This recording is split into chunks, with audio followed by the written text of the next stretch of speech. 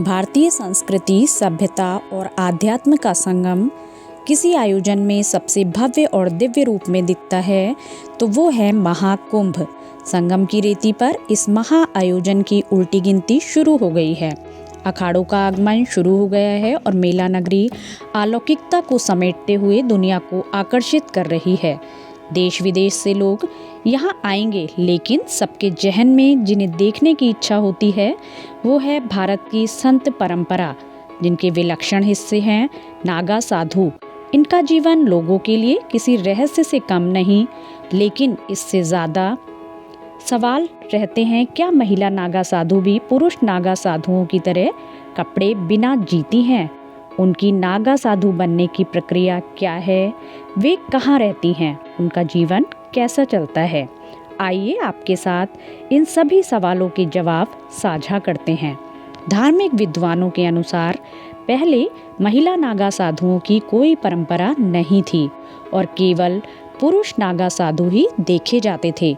लेकिन अब दुनिया के मोह से मुक्त हो चुकी कई महिला नागा साधु भी कुंभ में शामिल हो चुकी हैं। इन महिलाओं की नागा साधु बनने की प्रक्रिया पुरुष नागा साधुओं जैसी ही कठोर होती है।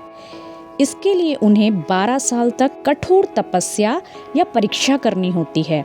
उन्हें पहले 6 साल सांसारिक जीवन का त्याग करना होता है। वे केवल भिक्षा मांगकर जीवन यापन करती हैं और दिन में केवल एक बार खाना खाती हैं। वे खाट या पलंग पर सो नहीं सकती और उनका एकमात्र आश्रय घास और तिनके होते हैं। 6 साल बाद जब वे इस जीवन की आदत बना लेती हैं, तो यदि वे जीवित रहती हैं तो वे पिंडदान करती हैं, सिर मुंडवाती हैं और तर्पण देती हैं। इसके बाद उनका गुरु उन्हें महिला नागा साधु की उपाधि देता है। इसके बाद वह अगले 6 साल अपने शरीर को गर्मी, सर्दी और बारिश जैसे सभी प्रकार के मौसम को सहन करने के लिए तैयार करती हैं। बहुत लोग ऐसा सोचते हैं कि महिला नागा साधु भी पुरुषों की तरह कपड़े बिना रहती हैं, लेकिन यह सच नहीं है। दरअसल वे सिलाई रहित केसरिया रंग के कपड़े पहनती हैं। उन्हें केवल एक कपड़ा पहनने की अनुमति होती है। वे अपने माथे पर तिलक, राख और अपने शरीर पर घने घने बाल भी रखती हैं।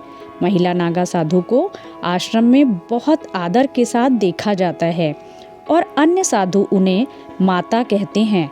महिला नागा साधु हमेशा भक्ति में लीन रहती हैं और दुनिया की नज़र से दूर तपस्या करती हैं।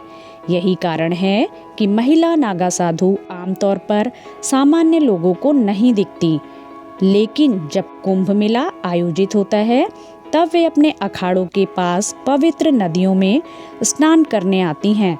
तब लोग उन्हें पहली बार देख सकते हैं। कुंभ के बाद वे फिर से अपने गुप्त भक्ति जीवन में लौट जाती हैं और दुनिया से अदृश्य हो जाती हैं।